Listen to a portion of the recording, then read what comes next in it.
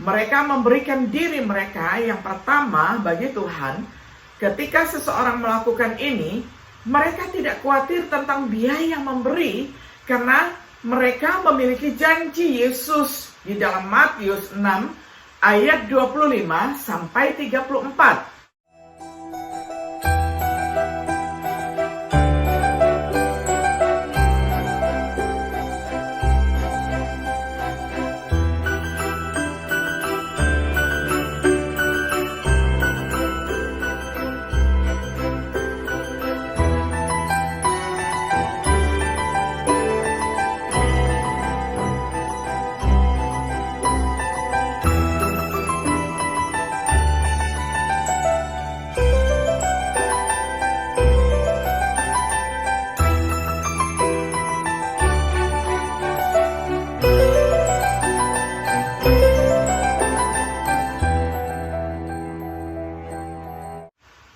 Shalom, sahabat Biblika yang dikasihi oleh Tuhan.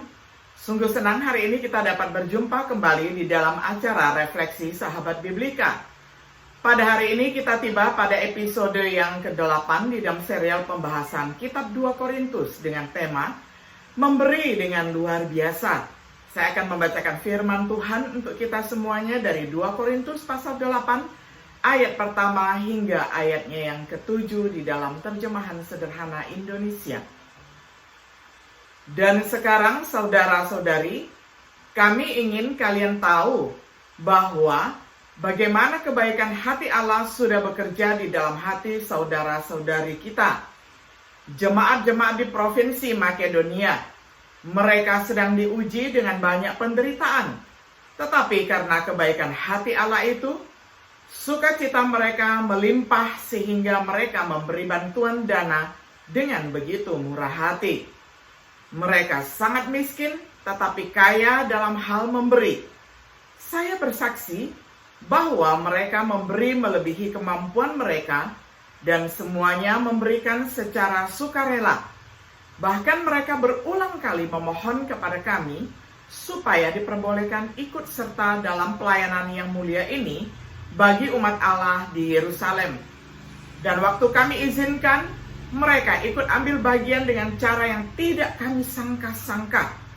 Sebelum memberi persembahan, mereka lebih dulu menyerahkan diri kepada Tuhan, lalu kepada kami, rasul-rasulnya. Hal yang luar biasa ini mereka lakukan sesuai dengan kehendak Allah. Maka kami meminta Titus meneruskan pelayanan ini, sebab awalnya dialah yang sudah memulainya. Oleh karena kebaikan hati Allah, kalian sudah sangat diberkati dalam segala hal, sehingga kalian berlimpah-limpah dalam berbagai kemampuan rohani dari Roh Allah.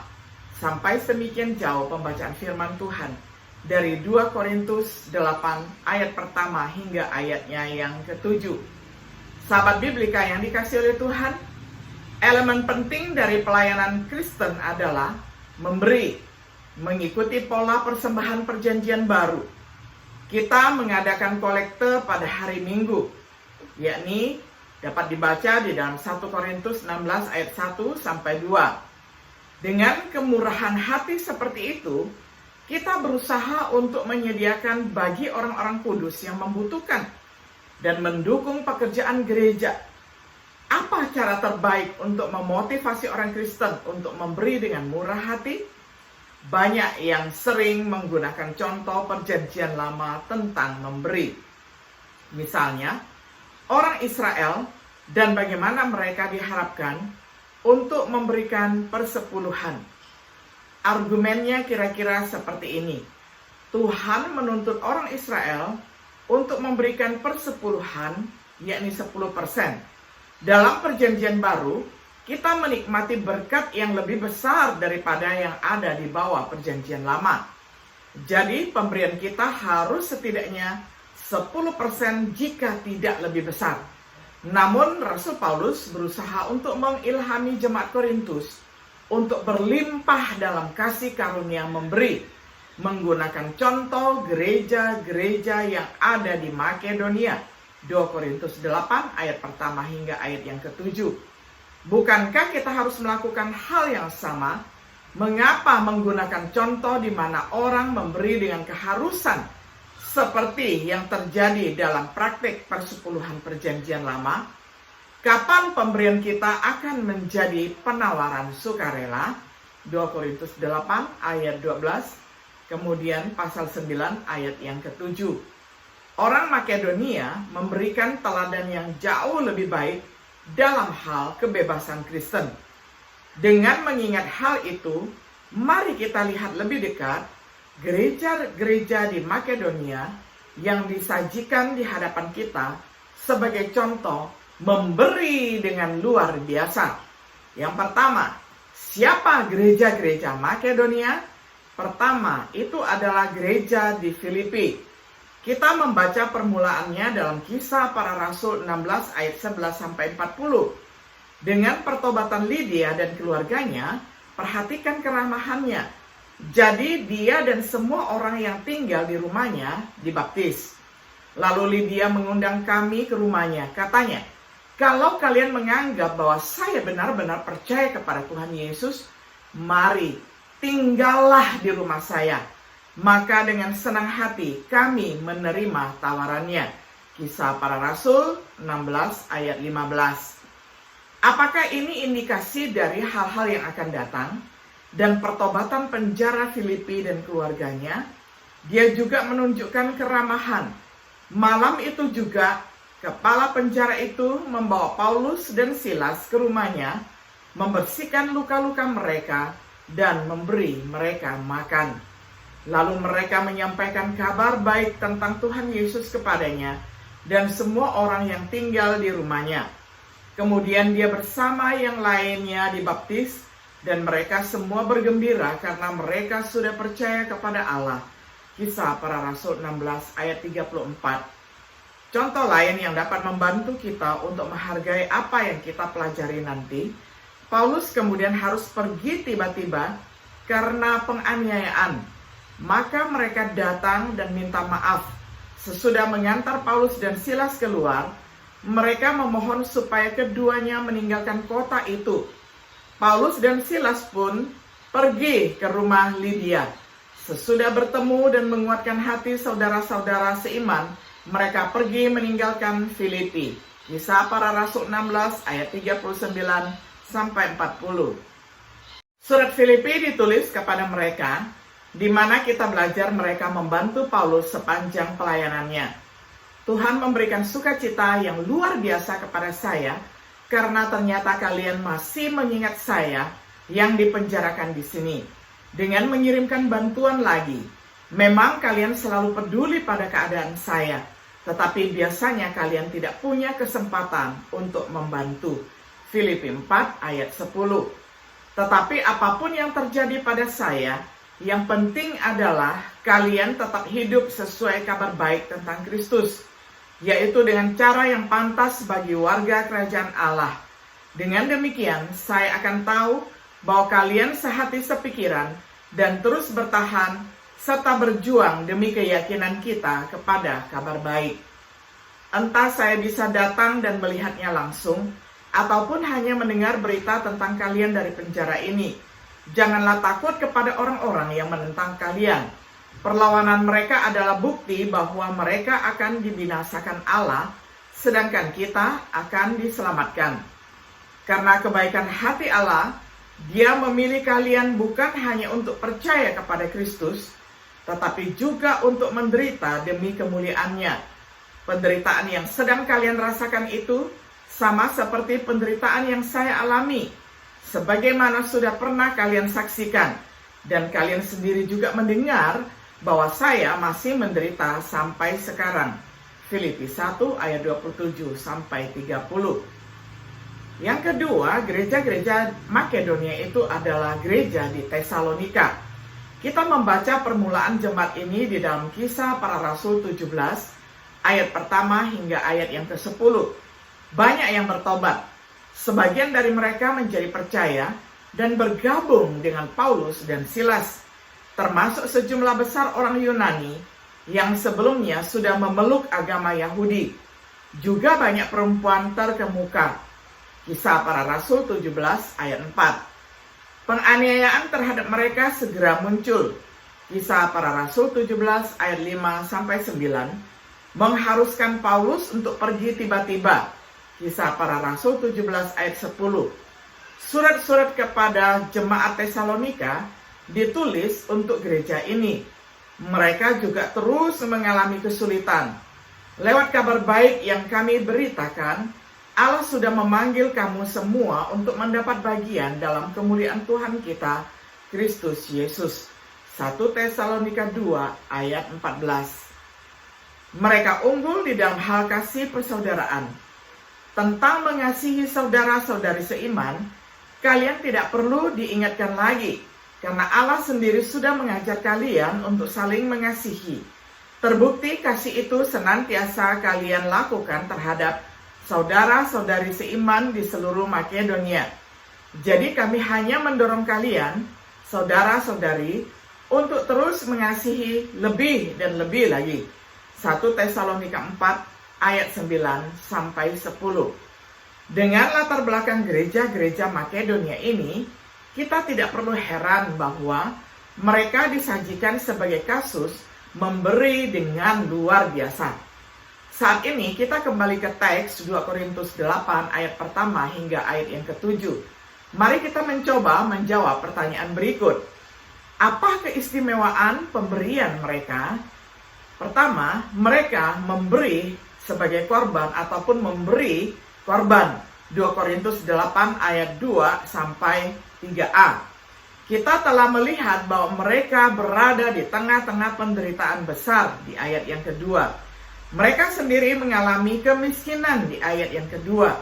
Namun mereka memberi di luar kemampuan mereka. Ayat 3a. Ini yang tidak terduga telah mereka lakukan. 2 Korintus 8 ayat 12-13. Yang kedua, mereka memberi dengan sukacita. 2 Korintus 8 ayat 2. Entah bagaimana mereka telah menemukan sukacita memberi. Mungkin mereka menghayati ajaran Tuhan Yesus berkaitan dengan berkat memberi. Dengan begitu, saya selalu berusaha menjadi teladan tentang bagaimana seharusnya kita bekerja keras untuk menolong orang-orang yang lemah. Dan kita juga harus ingat bahwa Tuhan Yesus sudah berkata, orang yang memberi bantuan lebih diberkati daripada yang menerima bantuan itu. Kisah Para Rasul 20 ayat 35. Bagaimanapun, ini adalah jenis pemberian yang diperkenankan Tuhan. Hendaklah kalian masing-masing memberi dengan sukarela, bukan dengan sedih atau karena paksaan, sebab Allah mengasihi orang yang memberi dengan senang hati. 2 Korintus 9 ayat 7. Yang berikutnya, mereka memberi secara sukarela. 2 Korintus 8 ayat 3. Mereka bersedia memberi dengan sukarela. Ini adalah jenis pemberian yang Tuhan perkenan hari ini. Kita tidak dapat memerintahkan orang untuk memberi yang bertentangan dengan keinginan mereka. Yang saya tuliskan ini bukan perintah, tetapi karena jemaat lain sudah menunjukkan semangat yang besar untuk membantu saudara-saudara seiman kita di Yerusalem, maka sudah waktunya kalian membuktikan bahwa kalian juga sungguh-sungguh mengasihi saudara-saudara kita itu. 2 Korintus 8 ayat 8. Kita hanya dapat memerintahkan bagaimana hal itu dilakukan untuk membantu orang-orang kudus yang membutuhkan di luar gereja lokal. Mereka mesti memberi dari pikiran yang sukarela. 2 Korintus 8 ayat 12. Memberi tidak boleh dilakukan dengan enggan atau karena merasa harus. 2 Korintus 9 ayat 7. Kalau tidak, kita mungkin juga tidak memberi sama sekali. Memberi dengan tegas. Ini adalah hal yang keempat, yakni gereja di Tesalonika ataupun gereja yang termasuk di wilayah Makedonia, mereka memberi dengan tegas. 2 Korintus 8 ayat 4. Seperti yang Paulus katakan, mereka memohon dengan sangat mendesak. Mereka tidak akan menerima tidak sebagai jawaban atau untuk jalan keluar yang mudah. Dengan orang Filipi, Kita tahu pemberian mereka kepada Paulus bertahan sepanjang hidupnya atau berlangsung sepanjang kehidupan Rasul Paulus melayani di dunia ini. Lalu mereka memberi diri mereka sendiri. 2 Korintus 8 ayat 5. Mungkin ini menjelaskan bagaimana mereka bisa memberi seperti yang mereka lakukan. Mereka memberikan diri mereka yang pertama bagi Tuhan. Ketika seseorang melakukan ini, mereka tidak khawatir tentang biaya memberi karena mereka memiliki janji Yesus di dalam Matius 6 ayat 25 sampai 34. Setelah memberikan diri mereka terlebih dahulu kepada Tuhan, wajar saja jika mereka akan memberikan kemudian kepada orang lain. Karena itu adalah tanda pemuridan sejati. Yohanes 13 ayat 35 ayat 34 sampai 35. Dan itu adalah tanda kasih sejati bagi Allah. 1 Yohanes 4 ayat 20 sampai 21. Sebagai kesimpulan, sungguh teladani yang memotivasi kita dalam hal seni memberi. Inilah gereja-gereja yang tidak diharapkan memberi karena kemiskinan mereka sendiri. Namun mereka memberi dengan luar biasa, pengorbanan dengan gembira, secara sukarela, dan terus-menerus. Diri mereka memberi untuk mendukung para penginjil dalam penyebaran Injil, untuk membantu orang Kristen yang membutuhkan di negeri asing, untuk membantu seorang hamba Tuhan tua di saat dia membutuhkan. Teladan mereka jauh lebih baik daripada persepuluhan dalam perjanjian lama. Dan yang lain yang bisa kita rujuk, Yerusalem, Antioquia, dan lain-lain. Tentu saja, contoh tertinggi adalah Tuhan Yesus Kristus sendiri. 2 Korintus 8 ayat 9. Saudara-saudara, pemberi seperti apakah kita ini? Mereka yang memberi karena paksaan, dengan suatu kewajiban, atau mereka yang menyukai Makedonia, memohon kesempatan untuk membantu. Semoga gereja-gereja Makedonia mengingatkan kita tentang apa yang terlibat dalam memberi dengan luar biasa. Terakhir, pernahkah kita berpikir tentang penerima seperti apa Anda? Kristus menjadi miskin agar kita menjadi kaya. 2 Korintus 8 ayat 9. Sudahkah Anda menerima tawaran kemurahannya dengan benar, atau telah ditawarkan dengan sia-sia? Maka kami sebagai pekerja bersama-sama dengan dia juga memohon kepadamu untuk tidak menerima kasih karunia Allah dengan sia-sia. Karena dia berkata, jadi sebagai utusan-utusan Allah, kami mendorong setiap kalian, janganlah sia-siakan kebaikan hati Allah yang sudah kamu terima. Karena Allah berkata, aku sudah mendengarkan permohonan kalian pada waktu yang tepat, dan aku sudah menolong kalian pada hari keselamatan. Nah, saudara-saudari, sekarang inilah waktu yang tepat itu, dan hari inilah hari keselamatan bagimu. 2 Korintus 6 ayat pertama hingga ayat yang kedua. Biarlah orang-orang Yahudi pada hari Pentakosta menjadi contoh bagi kita dalam menerima dengan luar biasa, sebagai bagaimana seharusnya seseorang menerima kasih karunia Tuhan hari ini. Sahabat Biblika yang dikasihi oleh Tuhan, kiranya setiap diri kita yang sudah diberikan nafas hidup, kesempatan untuk melayani, dan kehidupan yang berkelimpahan di dalam Tuhan, itu juga boleh diberikan hati yang dengan sukacita, hati yang dengan rela, belajar memberi seperti jemaat di Makedonia, yang walaupun miskin, tetapi memberi secara unggul, memberi secara luar biasa. Kiranya firman Tuhan boleh meneguhkan dan mengokohkan kita semuanya. Shalom.